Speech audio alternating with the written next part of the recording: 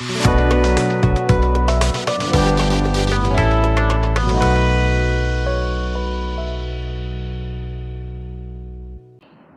मित्रांनो,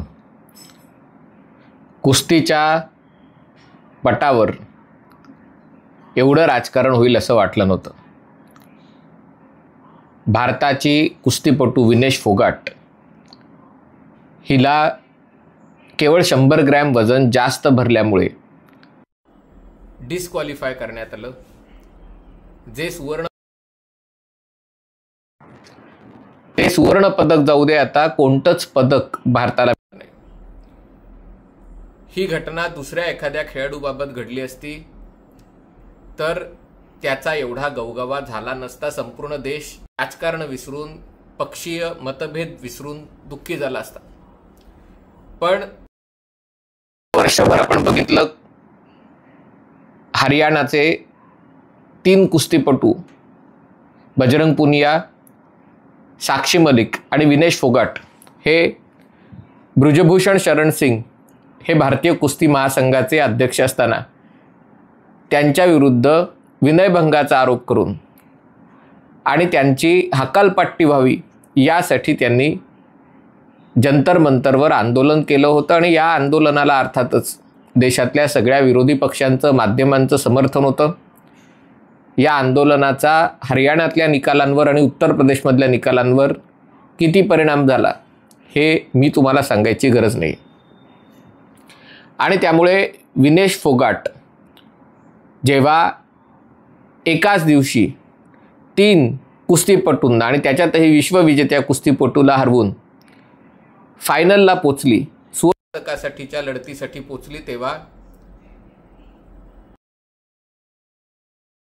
राहुल गांधींनी बेशरमपणा करत याला राजकीय रंग द्यायचा प्रयत्न केला. काल रात्री 11-11:30 वाजता जेव्हा भारतीय हॉकीचा संघ जर्मनीशी झुंजत होता तेव्हा अचानक राहुल गांधींनी ट्वीट केलं, एक ही दिन में दुनिया की 3 धुरंधर पहलवानों को हराने के बाद आज विनेश के साथ पूरा देश भावुक है.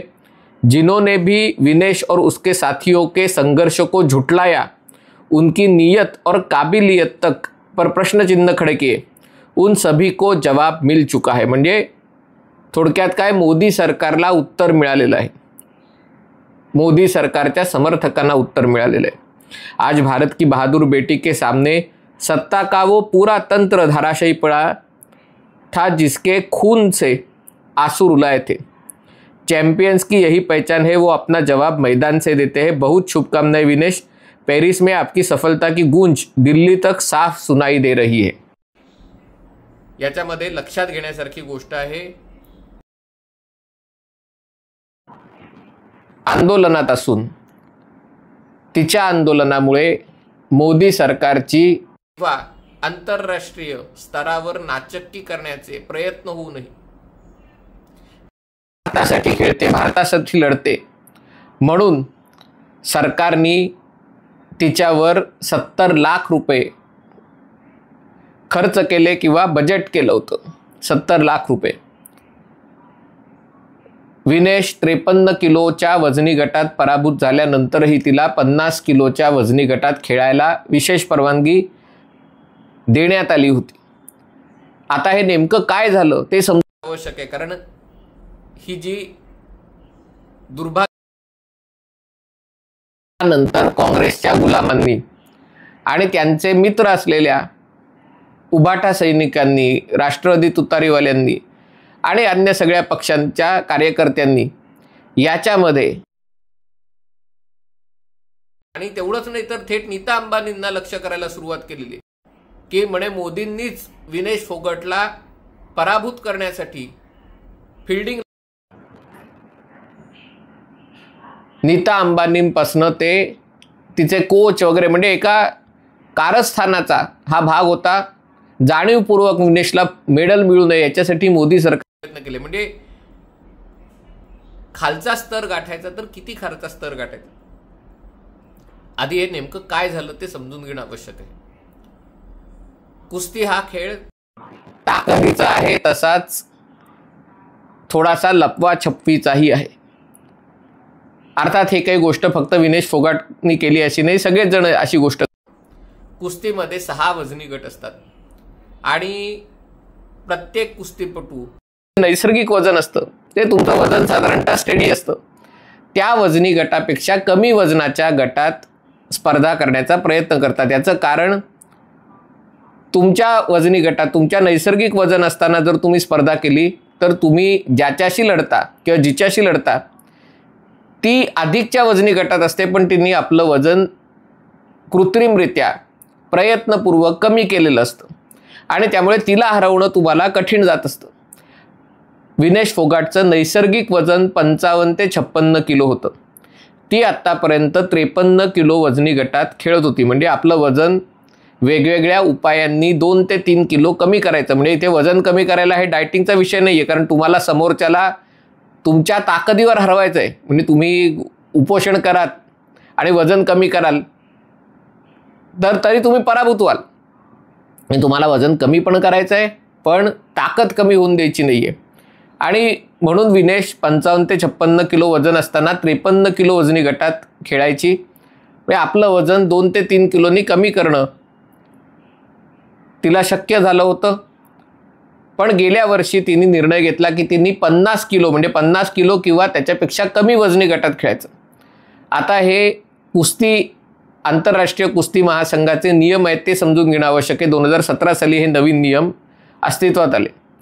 आता लक्षात घ्या मित्रांनो, तुम्ही अगदी रोज घरी वजन काटा आणलात आणि रोज तुम्ही मेजरमेंट केली तर सकाळी ते रात्रीपर्यंत म्हणजे दिवसभरात तुमचं वजन साधारणतः 1 किलो कमी जास्त होतं। तुम्ही जेवलात, शौचालयात जाऊन आलात, रात्री झोपलात, म्हणजे या सगळ्या वेगवेगळ्या तुमच्या दिवसभराचा जो दिनक्रम असतो त्याच्यात तुमचं वजन साधारणतः सकाळच्या वजनापेक्षा 1 किलो वाढतं आणि नंतर ते पूर्वपदावर येतं। जेव्हा तुम्ही कुस्ती लढत असता आणि तुमचं वजन बरोबर 50 किलोच्या खालती पाहिजे तर मग तुम्ही कसं करायचं? साधारणतः ऑलिम्पिक स्पर्धांमध्ये जे कुस्तीपटू असतात त्यांचा सामना 2 दिवस असतो। पहिल्या दिवशी तुमचे प्राथमिक फेरीचे सामने असतात आणि जर तुम्ही अंतिम फेरीला पोचलात तर तुम्हाला दुसऱ्या दिवशी देखील लढावं लागतं।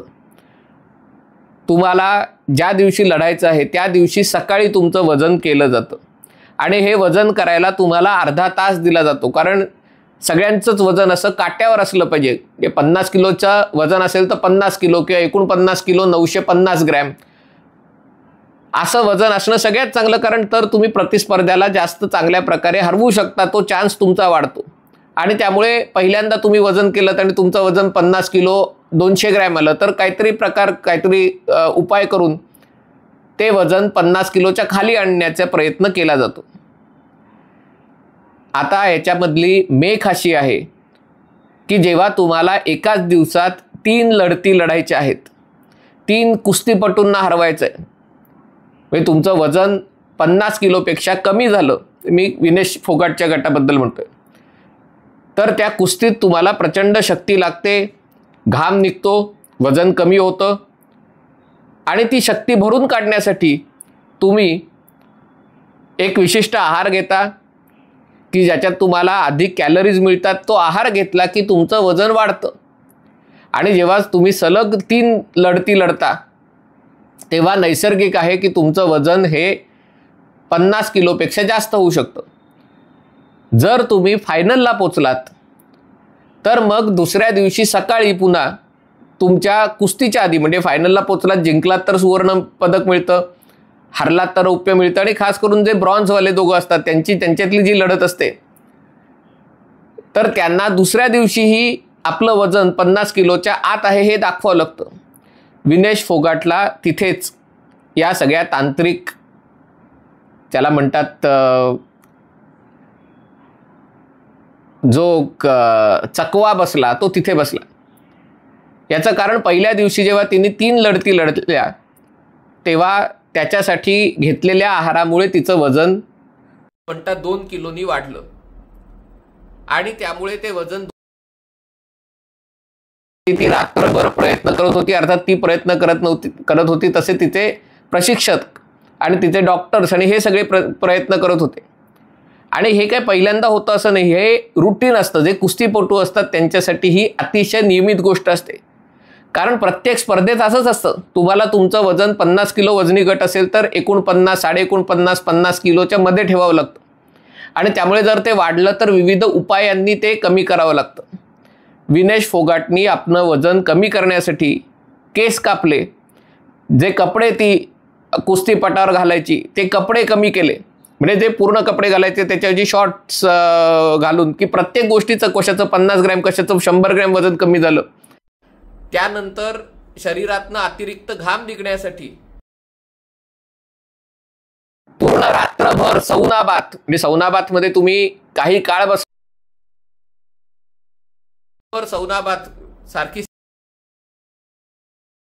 प्रयत्न करत होते आणि तरी देखील ते वजन 50 किलो 100 ग्रॅम इतकं झालं. शेवटी नियम हा नियम असतो, तिथे तुम्हाला 100 ग्रॅमची सवलत नसते, कारण ऑलिम्पिक असोसिएशनचं म्हणणं आहे तुमचं वजन जर 55-56 किलो असेल तर तुम्ही त्या वजनी गटात खेळावं.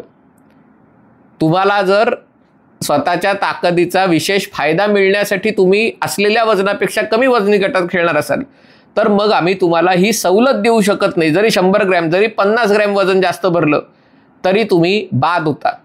आणि त्यामुळे रात्रभर प्रयत्न करूनही विनेश फोगाटचं वजन 50 किलोच्या खाली जाऊ शकलं नाही. त्याला म्हणतात ना, नशिबाने चकवा दिला, याच्यामध्ये आपल्या हातात काही नाही. याच्यामध्ये तिच्या कोचवर तिच्या डॉक्टरवर संशय घेऊन काही नाही, कारण त्यांनी देखील तिच्याप्रमाणे रात्रभर जागून काढलेले प्रयत्नांची पराकाष्ठा केलेली. याच्यामध्ये जे गुलाम, काँग्रेसचे गुलाम जे विचार करतात की तिचं वजन वाढवणं हा कट होता, हा शुद्ध मूर्खपणा आहे. कारण तिला 3 लढती लढण्यासाठी जी ताकद पाहिजे असते ती जर ताकद मिळाली नसती तर ती ह्या लढती जिंकू शकली नसती. आणि त्यामुळे तिला योग्य आहार देणंही आवश्यक होतं आणि तो आहार देऊन तिचं जे वजन वाढलं ते कमी करणंही आवश्यक होतं. जर ती 53 किलो वजनी गटात खेळत असती तर कदाचित वजन कमी करणं ही सोपी गोष्ट ठरली असती.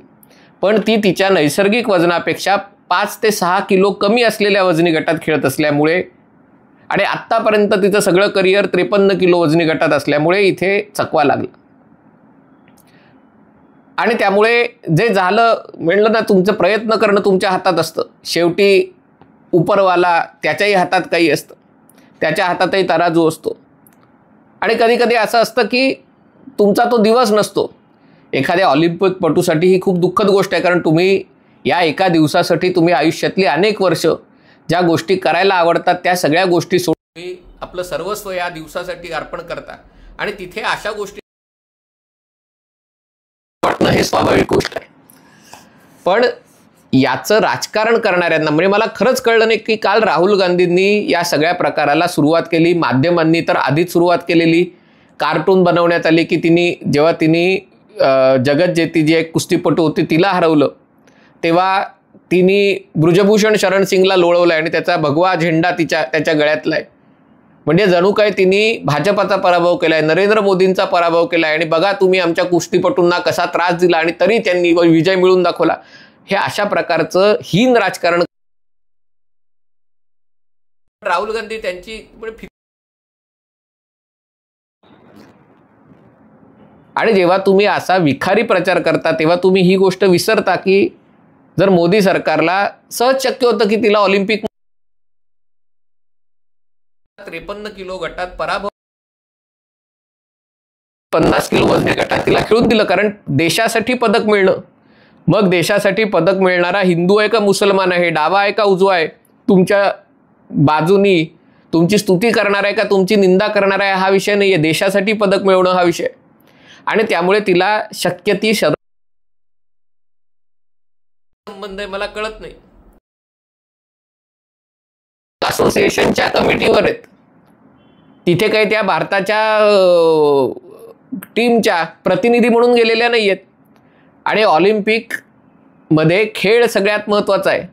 तुम्ही देशादेशांमध्ये स्पर्धा असते पण शेवटी तो चांगला खेळतो तो विजयी होतो. आणि तुम्ही जरी समितीवर असलात तरी तुमच्या देशाच्या लोकांना फायदा मिळवून द्यावा आणि त्याच्यासाठी कोणत्या तरी केनिया खेळाडूचं उदाहरण दिलं, त्याच्याविरुद्ध अपील केलं आणि ते जिंकले.